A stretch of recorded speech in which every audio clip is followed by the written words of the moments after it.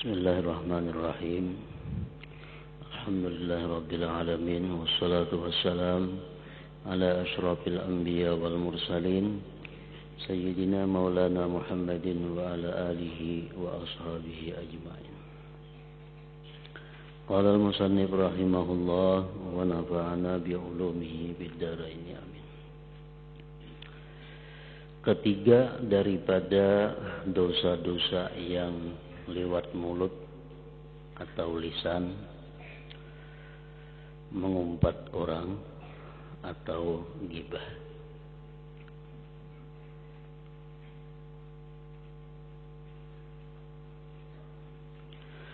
Dosa mengumpat orang adalah lebih berat daripada 30 kali berzina. Dosa mengumpat orang adalah lebih berat daripada 30 kali berzina. Seperti yang disebutkan di dalam hadis.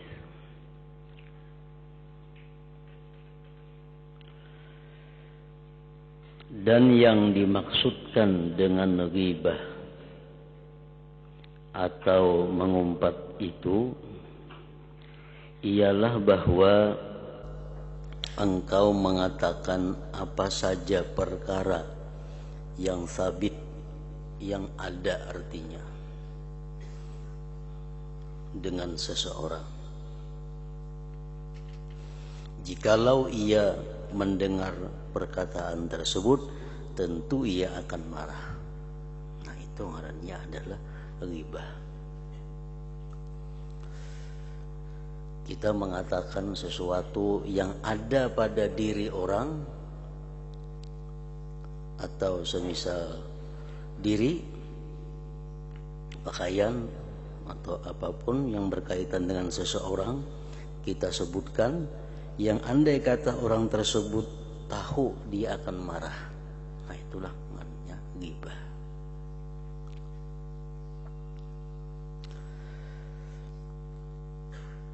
Jikalau ia mendengar perkataan tersebut, tentu ia akan marah. Maka engkau dianggap seorang yang mengumpat lagi zalim. Walaupun apa yang engkau sebutkan itu benar-benar berlaku, benar-benar ada pada diri orang yang berkenaan. Jadi ghibah ini artinya menyebutkan sesuatu yang bujuran, menyebutkan sesuatu yang bebenaran ada pada diri orang lain.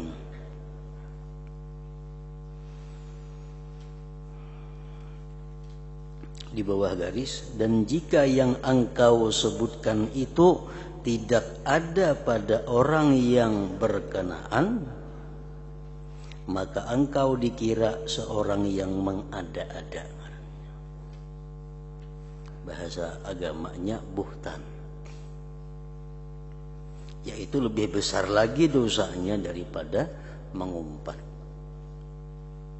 Amun nang kadada pada diri orang disebut-sebut ada-ada, itu lebih besar lagi dosanya daripada ghibah, daripada mengumpat itu.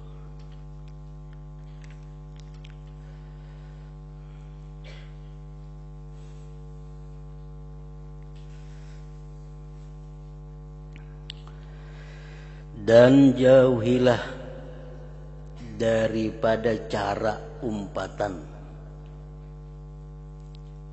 Apakah dalam kurung bacaannya bahasa Melayu?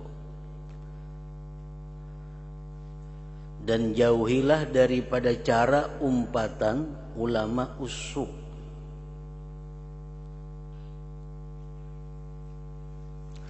Yaitulah umpatan ghibah yang tidak menggunakan bahasa yang jelas, tetapi mempunyai makna yang sangat tajam. Itu biasa digunakan, dipakai oleh ulama-ulama yang jahat. Mereka itu menggibah orang dengan bahasa-bahasa sindiran yang sangat tajam, walaupun sekilas kada macam gibah modelnya, tetapi itu lebih daripada sekedar gibah.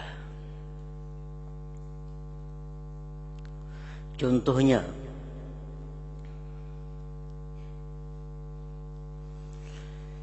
apabila engkau ditanya tentang hal seseorang, apabila engkau ditanya tentang hal seseorang,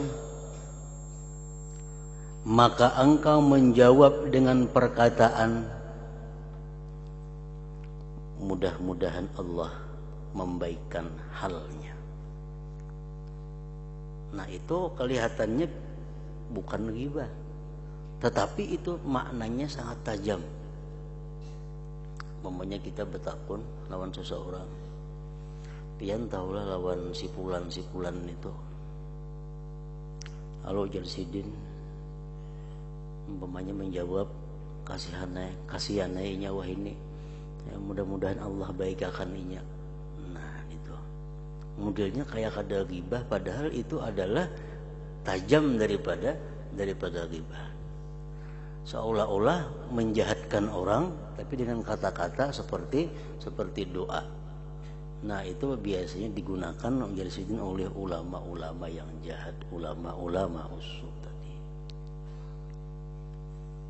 Kayak apa sih bulan tua ini keadaannya? Biasanya mudah-mudahan dia dapat taufik, mudah-mudahan dia dapat petunjuk Allah. Nah,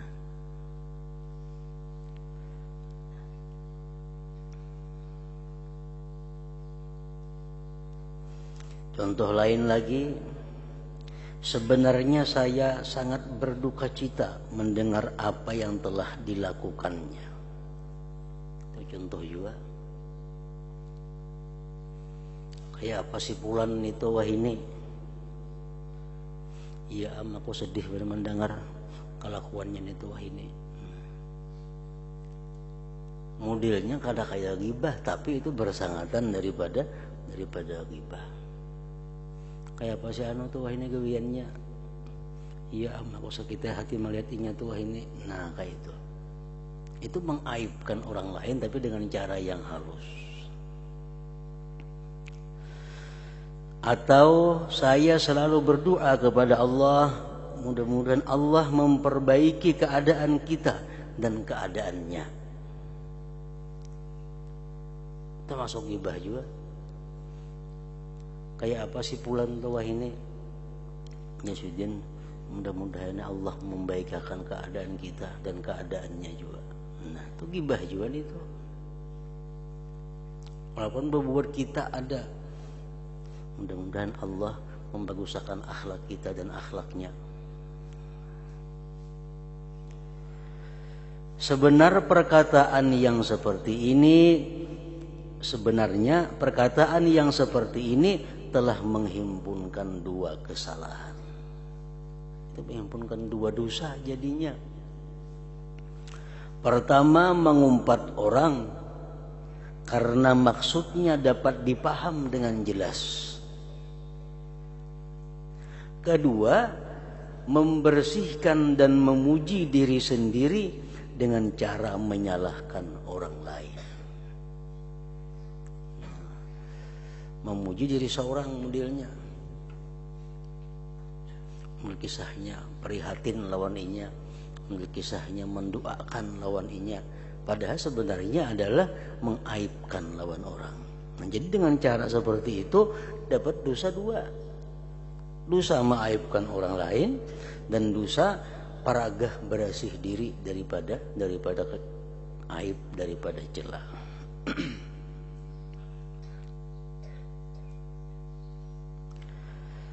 Seandainya niatmu ikhlas dalam doamu itu,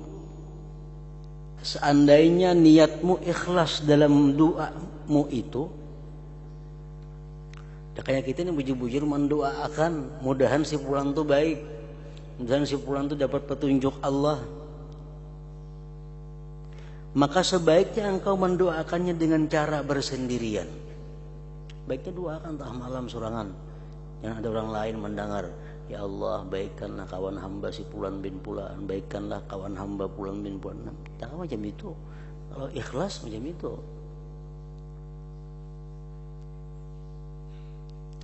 Dan seandainya engkau susah hati, sedih dengan sebab perbuatannya, maka tandanya engkau tidak suka membuka keaibannya di hadapan orang lain.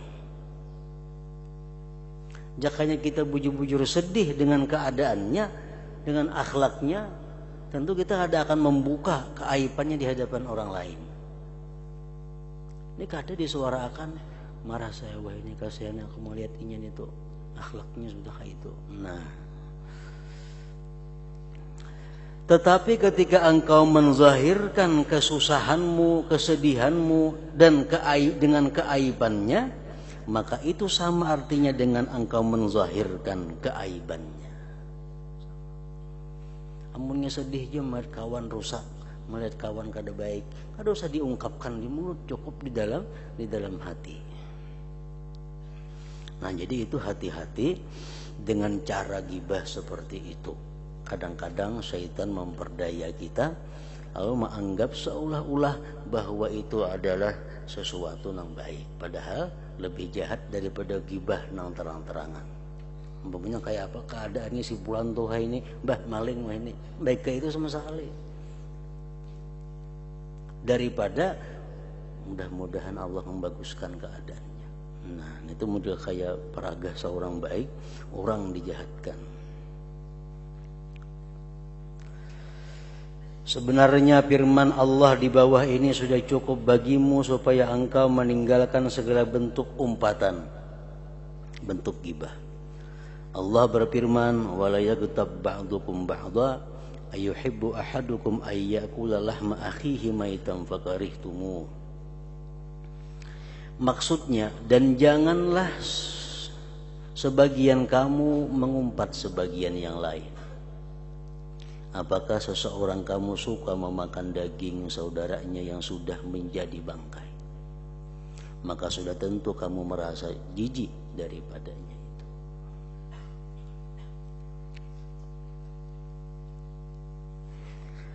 Allah Subhanahu wa ta'ala telah menyerupakan engkau dengan pemakan bangkai.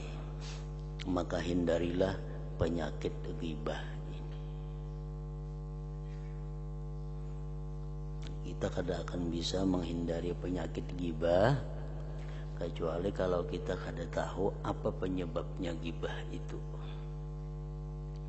Kita kada akan bisa menghindari satu penyakit kalau kita kada tahu penyakit itu datangnya sebabnya dari mana. Nah, jadi kita wajib fardu ain itu mengetahui hal-hal dari mana sebab datangnya ghibah itu. Pertama, ghibah itu bisa datang kepada kita dikarenakan ghadab, marah.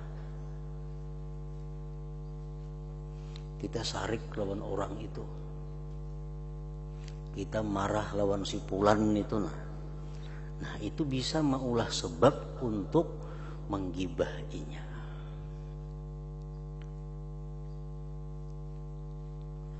Yang kedua, ghibah itu bisa datangnya daripada hikit, dendam. Karena kita dendam lawan si Fulan itu bisa mendatangkan ghibah kepada kita.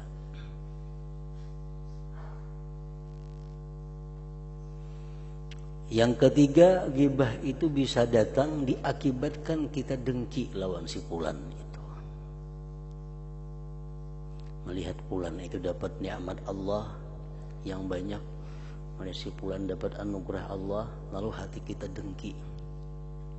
Nah, dari kedengkian itu sangat mungkin timbul ghibah, disambati orang macam-macam. Yang keempat, ghibah itu bisa datang akibat daripada kesombongan.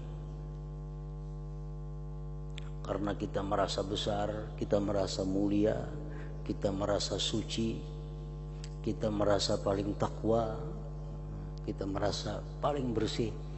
itu mengakibatkan kita mudah untuk menjelekkan orang, untuk menggibah orang.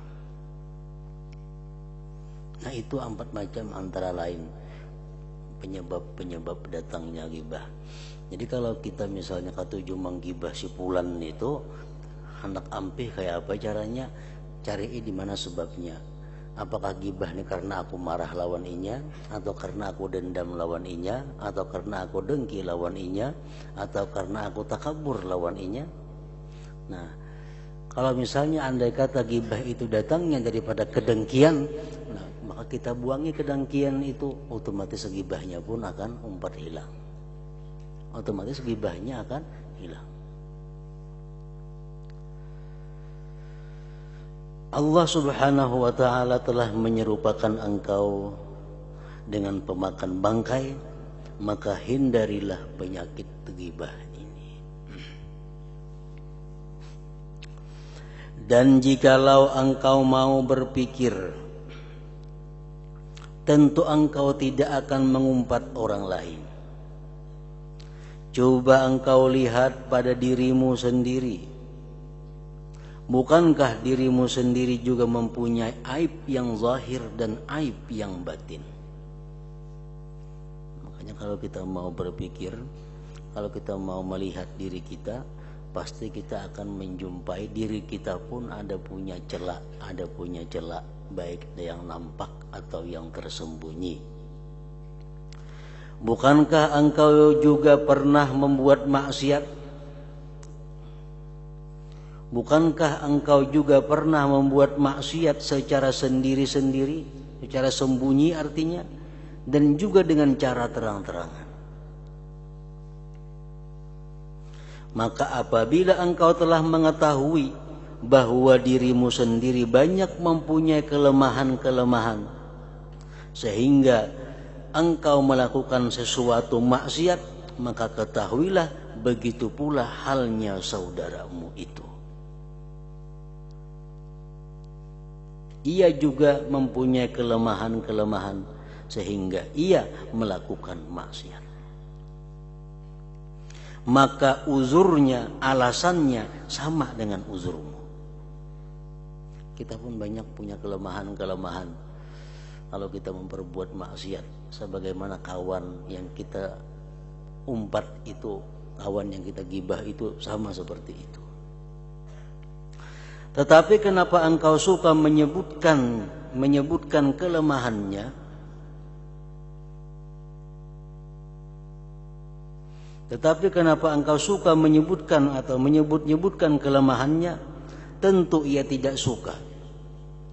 Seperti halnya engkau tidak suka disebutkan kelemahanmu. Sebagaimana kita kada katuju digibah orang, orang pun kada katuju kalau kita gibah. Dan apabila engkau menutupi keaibannya, maka Allah pasti akan menutupi keaibanmu. Allah pasti akan memelihara, menjaga kita.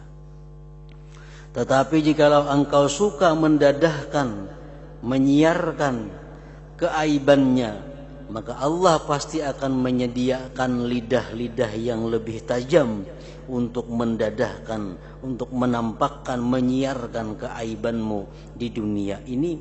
Kemudian Allah mendadahkan pula segala rahasiamu di akhirat kelak di hadapan seluruh makhluk di padang mahsyar nanti.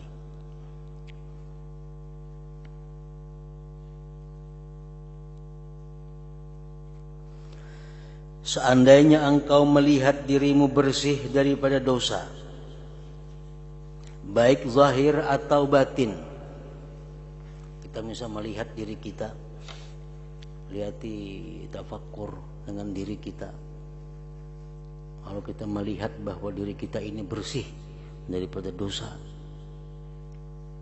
baik yang zahir atau yang batin, dan engkau melihat dirimu bersih daripada segala keaiban,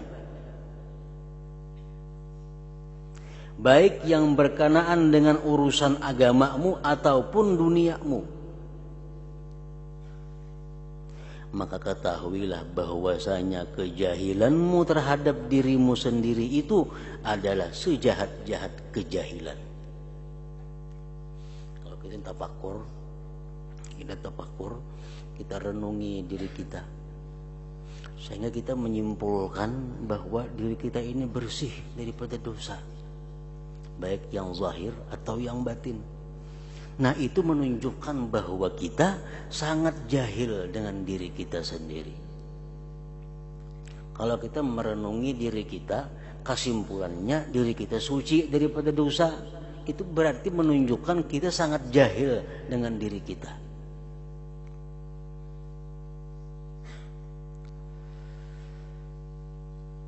Tidak ada aib yang lebih besar daripada seseorang yang menganggap dirinya bersih dari segala dosa dan kesalahan.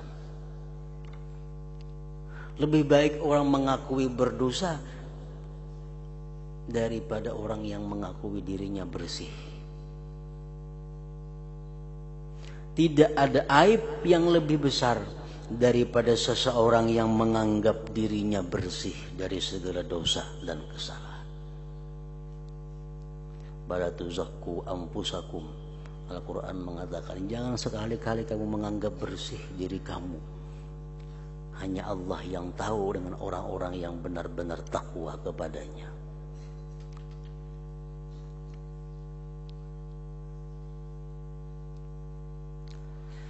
Sebenarnya Allah tidak menghendaki kebaikan terhadap dirimu.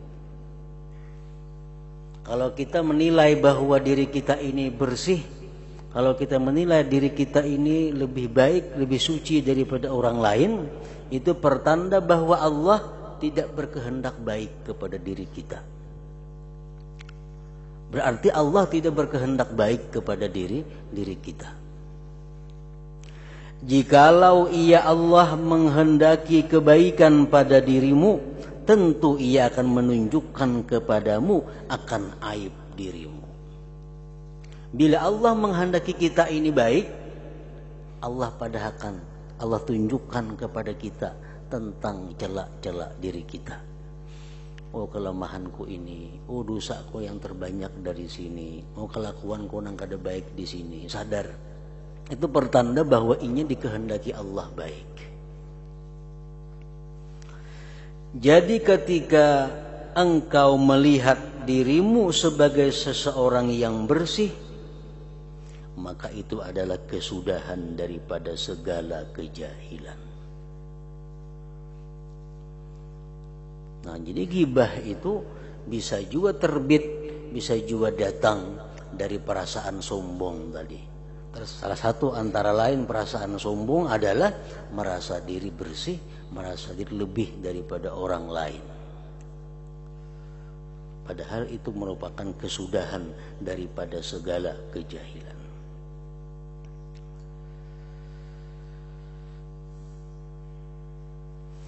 Kemudian seandainya engkau memang benar pada sangkamu bahwa engkau orang yang tidak mempunyai keaiban, umpamanya memang bujuran juga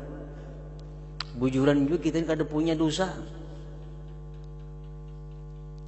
Amun bujur juga tuh kita kada saling punya dosa, sekecil apapun bujuran kada kayak itu. Maka banyak-banyaklah engkau bersyukur kepada Allah. Menyaki bersyukur lawan Tuhan. Dan mengapa pula engkau mau memaki orang lain dan mempersandakan kesalahan mereka? Bukankah perbuatan ini juga termasuk di antara keaiban yang besar pula?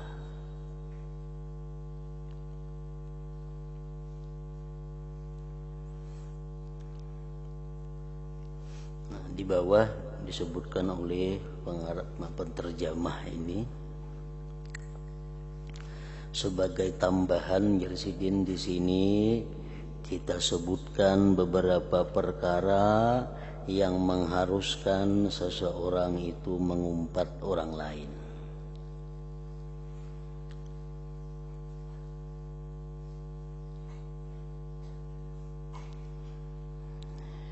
Yaitu pertama, ketika mengadukan hal kezaliman orang lain terhadap diri kita di hadapan hakim dan seumpamanya, maka kita bolehlah mendadahkan keaibannya.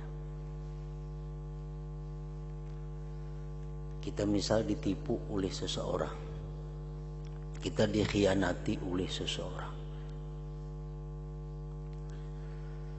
Nah, ini kita kada boleh mengisahkan, aku kam dibunguli bulan bin bulan, aku ditipunya. Kada boleh mengisahkan itu.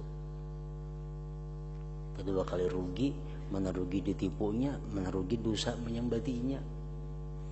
Boleh kita mengisahkan bahwa kita ini ditipu oleh orang, oleh si fulan, kalau tujuannya kita ini melaporkan kepada hakim atau kepada polisi. Itu boleh. Kita datang ke kantor polisi atau kepada orang-orang yang kita anggap mampu untuk membantu kita mengembalikan kezalimannya, aniayanya kepada kita, boleh. Misalnya kita ingin polisi, ulun melapor bahwa ulun ditipu oleh si bulan bin bulan, karena kita menganggap bahwa polisi mampu bertindak untuk itu. Nah, ayo kita kisahkan. Atau boleh juga selain daripada yang berwenang, kita melaporkan kezalimannya kepada kita itu kepada orang yang ditakutinya. Misalnya si fulan yang menipu kita ininya paling takut, paling malu, paling segan lawan si A. Kita laporkan ke A dengan harapan si A ini bisa mengembalikan penipuan itu kepada dirinya. Kita laporkan, wahai si A, itu anak buah Hikam itu nah, nyelawan Hikam takutan, nyelawan Hikam kadawani, ini ada nipu aku. Jadi tolong pian urusakan. Nah, itu boleh juga. Kalau hanya sekadar-kadar kita menyambat-nyambat bahwa aku ditipu aku itu kada boleh, tetap hukumnya adalah ghibah. Boleh kita menyambat dua hal tadi, kepada pihak berwenang untuk ditindak atau kepada seseorang yang kita anggap mampu mengembalikan kezalimannya itu kepada orang yang dizalim, kepada kita umpamanya. Kedua, ketika bermusyawarat untuk memperbaiki kesalahan seseorang, maka boleh kita menyebut kesalahannya di hadapan orang yang dapat membantu kita memperbaiki kesalahannya. Kita ada besi kawan, kita ada besi keluarga yang mana kelakuannya itu sudah mulai rusak. Nah, kalau kita cari kawan-kawan berunding, kayak apa caranya supaya bisa mengembalikan ini tuh ke jalan yang benar. Nah, kita kumpul kawan-kawan beberapa orang, kita kisahkan kayak apa caranya. Nah, kawan kita tuh kayak ini kelakuannya, kayak ini i'tikadnya, kayak ini pengajiannya salah umpamanya. Nah, kayak apa caranya kita berusaha supaya kawan kita bisa kembali kepada jalan yang benar. Nah, bermusyawarat untuk mengatasi itu boleh kita menyebutkan kesalahannya, tapi tujuannya adalah untuk membaguskan inya. Tujuannya bermusyawarat untuk mengatasi inya.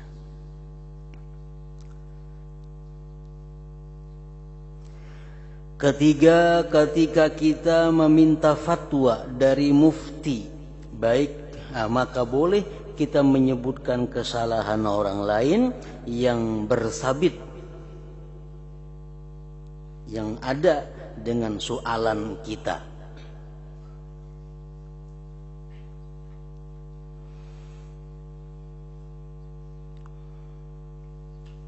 Kita minta hukum, minta penjelasan kepada seseorang mufti atau salah seorang ulama yang kita anggap bisa menerangkan hukumnya. Kayak apa? Apakah itu boleh atau kada? Macam seorang perempuan datang kepada Rasulullah SAW. Perempuan itu berkata, wahai Rasulullah, laki ulun tu pemalar benar, laki ulun tu ingkin benar orangnya, memberi duit ini bilang kada cukup lawan menghidupi rumah tangga, padahal sini sing sugihan orangnya berduit aja, cuma memberi kami di rumah ini bilang kada cukup. Bolehlah amun ulun ambil harta sidin tuh kada bepadahan karena napakah tuh kada cukup. Nah itu minta fatwa hukum. Karena si laki ini memberi duit misalnya 5.000 sehari, sedangkan anak halus 5, kada cukup. Duit di lemari sering banyakan. Bapadah lawan tuan guru, mulailah ulun mencuri duit laki ini tuh karena napakahnya kali cukup di rumahnya meninggali, duit sini ada di lemari. Nah betakun itu terpaksa dikisahkan laki ini kikir, laki ini pemalar ingkin, menyambat laki ngarannya kalau tuh boleh aja itu karena untuk mencari hukum, mencari fatwa.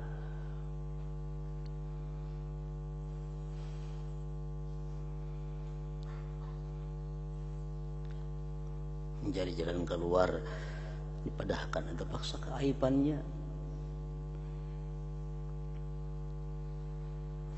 Keempat, ketika kita memberikan amaran kepada orang ramai, kepada orang banyak, ketika kita memberikan perintah kepada orang ramai supaya mereka tidak terikut-ikut dengan seseorang yang melakukan perbuatan yang salah, maka terpaksa kita menyebutkan kesalahan orang yang berkenaan supaya orang ramai jangan tertipu dengannya.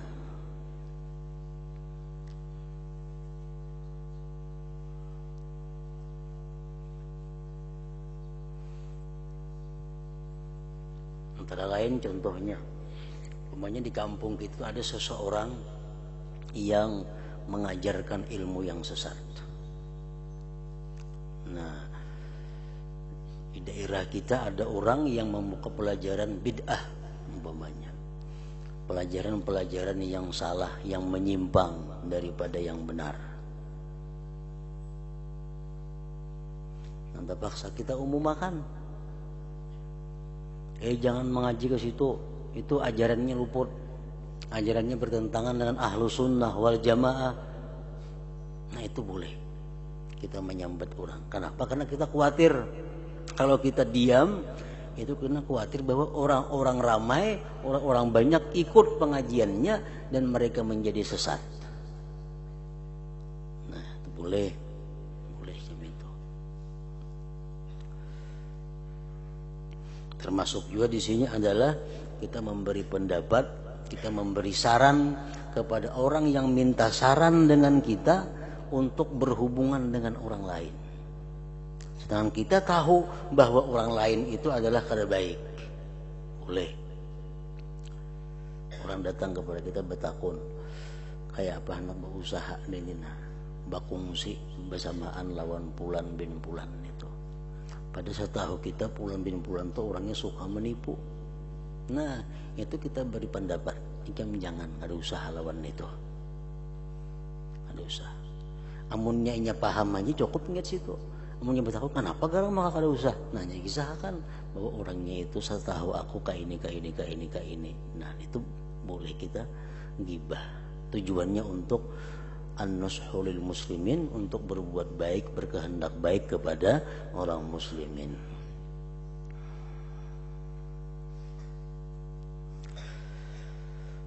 Kelima, ketika menyebut seseorang yang telah dikenali dengan aibnya, seperti kita menyebut seseorang yang masyhur dengan nama Mat Pincang. Banyak amat di kampung berpuluh-puluh ngaran amat itu. Amat namana. Maka amat ada nang pincang, ada nang buta.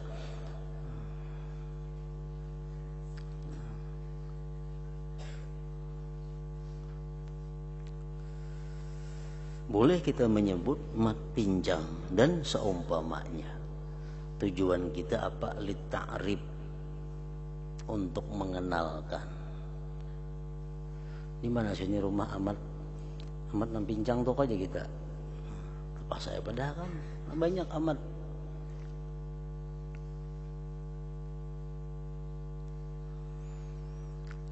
Yang keenam, menyebut kesalahan seseorang yang sudah tidak malu menzahirkan kefasikannya, seperti orang yang suka meminum khamar di hadapan orang ramai. Nah, itu boleh juga.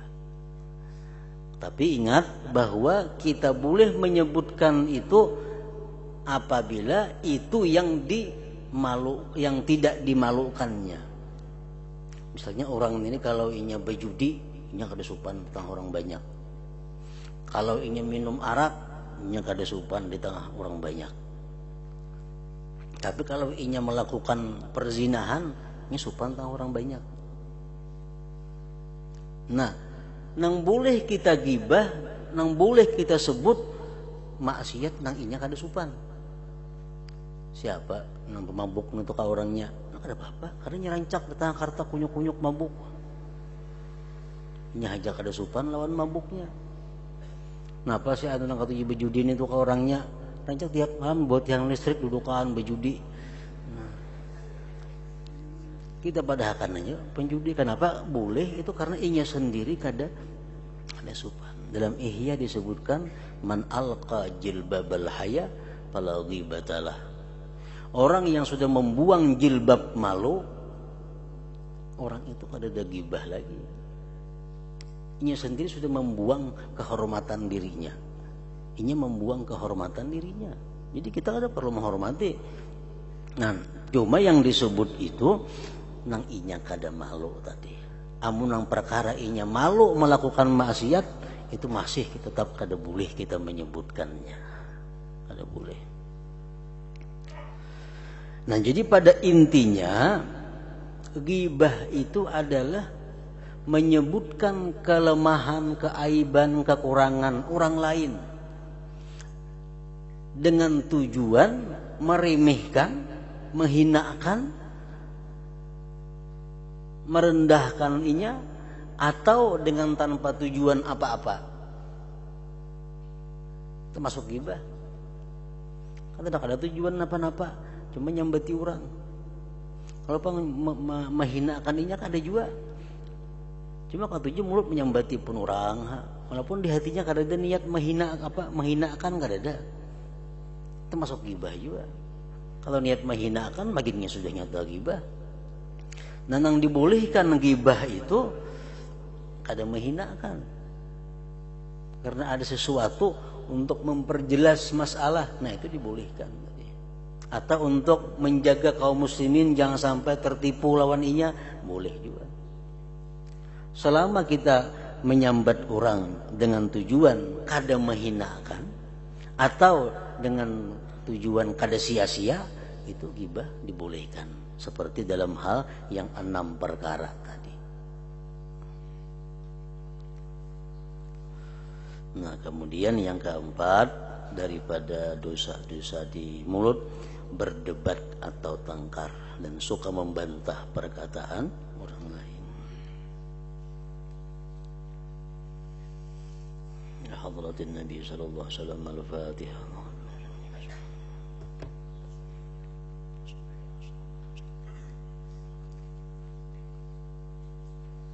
Bismillahirrahmanirrahim. Alhamdulillahirabbil alamin. Allahumma shalli wa sallim ala sayyidina wa habibina Muhammad wa alihi wa sahbihi ajma'in. Allahumma ighfir lana ma akhta'na wa ma ta'ammadna wa ma asrarna wa ma a'lanna wa ma asrafna wa ma anta a'lam bihi minna. Antal muqaddim wa antal muakhir, la ilaha illa anta. Allahumma anfa'na bima 'allamtana wa 'allimna ma yanfa'una wa zidna fahman wa ilman wa amalan wa hudan wa taufiqa birahmatik ya arhamar rahimin. Sallallahu alaihi sayyidina Muhammad wa alihi wa sallam. Alhamdulillah.